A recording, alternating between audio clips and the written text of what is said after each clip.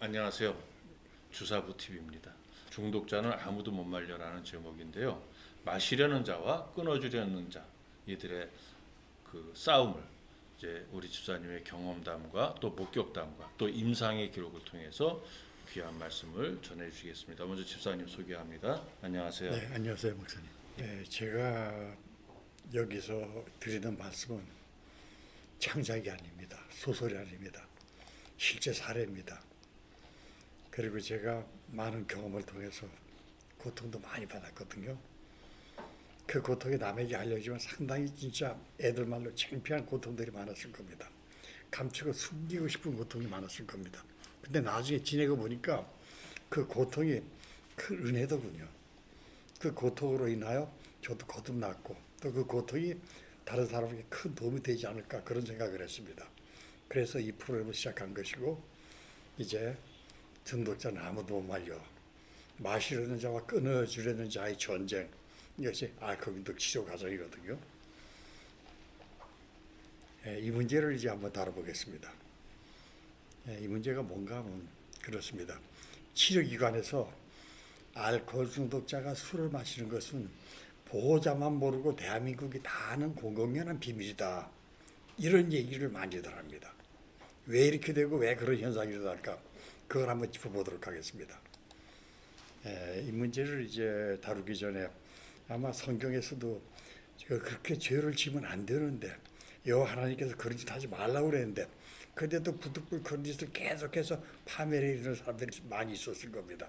그런 예를 목사님이 성경적 의미로 기록을 통해서 좀 말씀해 주시면 이 프로그램에 많은 도움이 될 것 같습니다. 목사님께 부탁드리겠습니다. 예.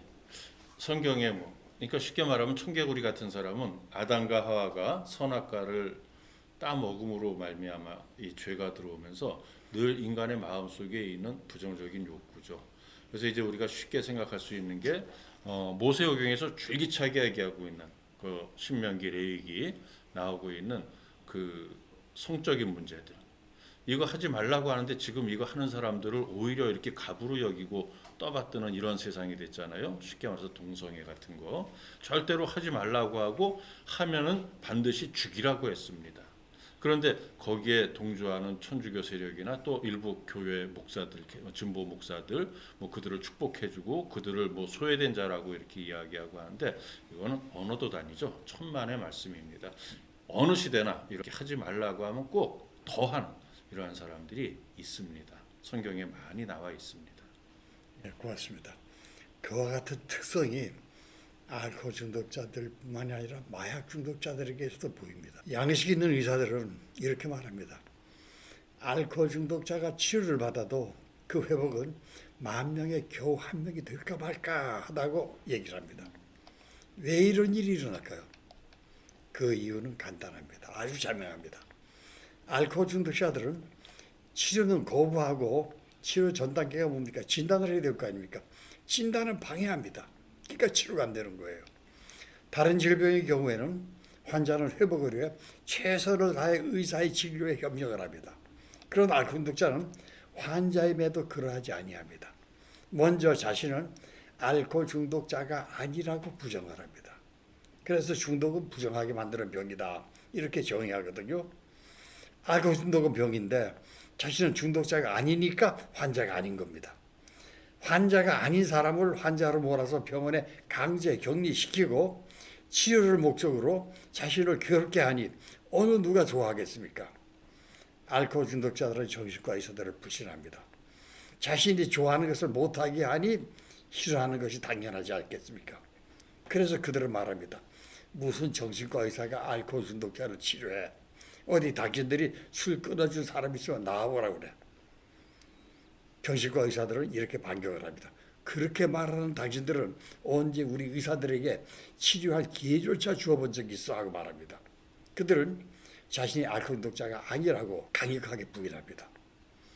이게 특성입니다. 알코올 중독자는 음주에 문제가 있는 사람이니까 마시면 안 된다. 마시기 위해서는 알코올 중독자가 아닌 정상적인 애주가여야 한다.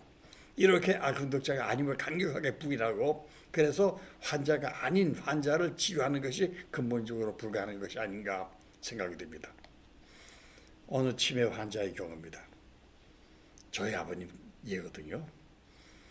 그 마지막에 치매 때문에 고생을 많이 하셨는데 우리 가족 중 아무도 알아보지 못했습니다.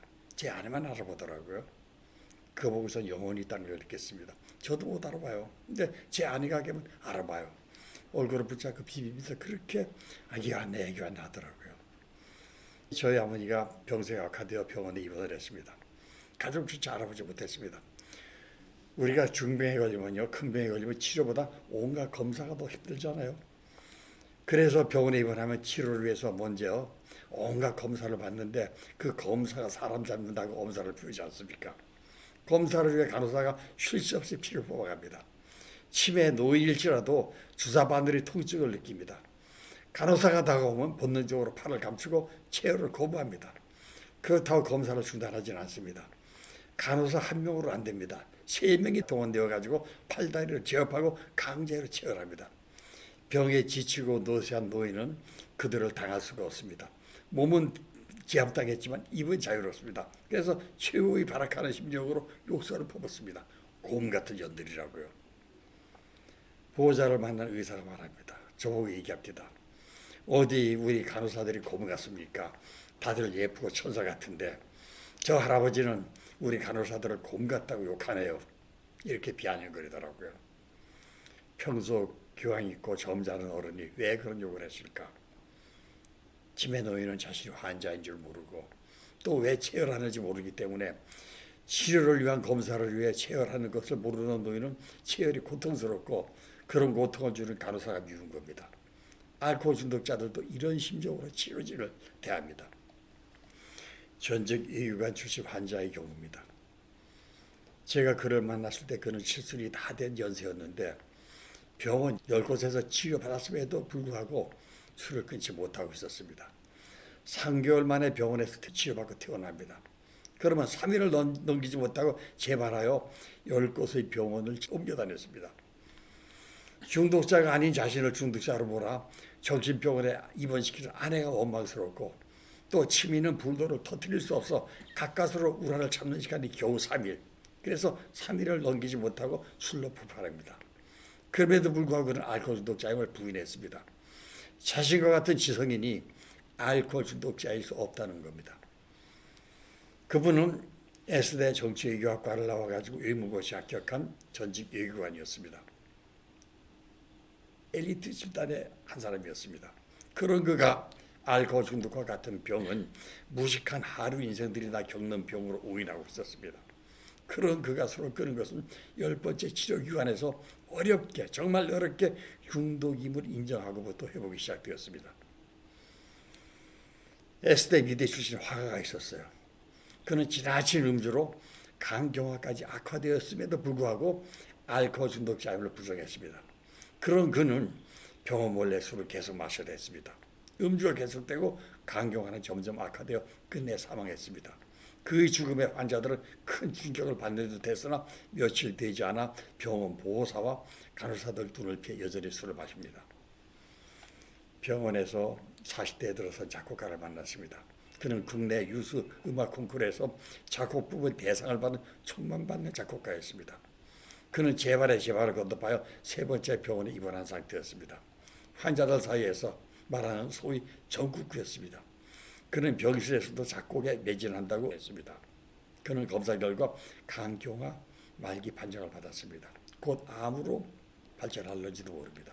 그럼에도 불구하고 자신이 왜 이런 정신병원에 갇혀서 생고생을 해야 하는지 모르겠다고 불평을 했습니다. 환자는 회진 시 의사의 전문에 서슴지 아니하고 자신을 알코올 중독자라고 말합니다. 그러나 내면의 그는 철저히 부정합니다. 치료기관에서 보호자의 동의를 받아 환자의 외출, 외박이 시행이 됩니다. 외출이나 외박에서 돌아온 환자의 휴대폰과 몸수색이 철저히 이루어집니다.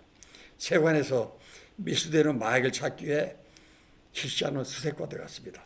환자들은 음료수병의 내용물을 쏟아내고 절반을 술로 채웁니다. 드링크제는 100% 술로 채워집니다. 그래서 몇 번이고 속은 직원들은 뚜껑에 개복 흔적이 있는 병은 냄새로 철저히 검사를 합니다. 제법 규모가 큰 병원이에요. 정원이 있습니다. 그런 병원의 경우 화단이나 숲이 있는 규모가 큰 병원 또는 기도원의 경우에는 외출해서 돌아온 환자들이 정원 구석구석 몰래 술을 숨겨놓고 감식을 피해 술을 마십니다. 산책 시간에요. 알코올 중독자들은 동병상련의 동지애가 있어서 퇴원 후에 아직 퇴원하지 못한 환자들 면회를 자주 갑니다. 그들은 면회를 핑계로 술을 몰래 반입하고 정원 구석에 숨깁니다. 그리고 환자에게 술이 숨겨진 것을 알려줍니다. 일종의 조직폭력배들과 같은 끈끈한 의리라고나 할까요? 시내에 위치한 병원의 경우입니다. 환자들은 등하교하는 어린 학생들을 노립니다. 지금은 사라지고 없는 청량리에 있는 정신병원 얘기였습니다. 청소용 마대 걸레의 섬유로 밧줄을 만들고 지나간 어린 초등학생들을 노립니다. 비닐봉지에 돈을 싸고 마대줄에 묶어 창밖으로 내려보냅니다. 그리고 아이들에게 부탁합니다. 얘야, 그거 주워봐. 돈 있지? 아이들이 주습니다. 돈 있습니다. 그럼 얘기합니다. 그 돈으로 소주 한 병 사서 매달아 올려. 남은 돈은 너희들 과자 사 먹어. 어린아이들은 신나게 그 부탁을 들어줍니다. 공짜로 과자가 생기니까요. 의사나 간호사가 병실에 돌아보면 모두 술에 취해 있습니다. 기상천외의 방법으로 술을 감추고 몰래 마시는 알코올 중독자들과 벌이는 술과의 전쟁. 그 피해자는 결국 알코올 중독자들, 그 환자 자신인 겁니다. 이렇게 치료기관에서 알코올 중독자가 술을 마시는 것은 공공연한 비밀로 환자 보호자만 모릅니다. 이런 알코올 중독자의 특성 때문에 치료의 어려움을 겪습니다. 그리하여 많은 정신과 전문의들은 알코올 중독자 치료를 기피합니다. 의사로서 자존감에 피해를 받기 싫었기 때문입니다. 더 기가 막힌 방법은 술을 병실에서 제조하는 것입니다. 병원에서 일주일에 한 번 또는 두 번씩 구매 요청을 받습니다. 환자들로부터요. 그때 요령 좋고 경험 많은 환자들은 야쿠르트와 식빵 그리고 콜라를 주문합니다. 식빵은 말려요. 건조해서 손으로 비벼 가루를 만들고 반쯤 빈 콜라병에 식빵 가루를 넣고 또 야구르트를 넣습니다. 그리고 따뜻한 곳에 며칠만 묻어두면 그것이 발효되어 술이 됩니다. 그것을 마십니다. 알코올 중독으로 술을 끊기 위해 병원에서 치료받는 환자가 이렇게 술을 제조해서 마시는 현상을 어떻게 설명할 것인가? 이게 문제잖아요.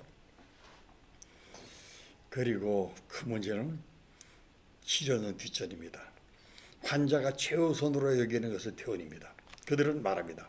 퇴원이 장땡이라고. 퇴원이 먼저고 치료는 뒷전입니다. 왜 그럴까요?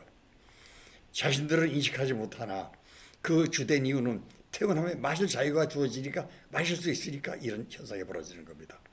이런 환자들이 마음의 문을 열고 치료에 협력하게 하는 일은 거의 불가능에 가깝습니다. 그래서 정신과 의사들에게 알코올 중독자는 기피 대상이 됩니다. 치료를 거부하고 진단조차 방해하는 환자 치료에 스트레스를 받기 싫고 또 의사로서 자존심이 상하는 일이기 때문입니다. 그래서 어떤 이들은 아무리 능력 있는 의사를 할지라도 평생에 걸쳐 알코올 중독자 한 명의 치료도 어렵다고 늘 얘기를 합니다.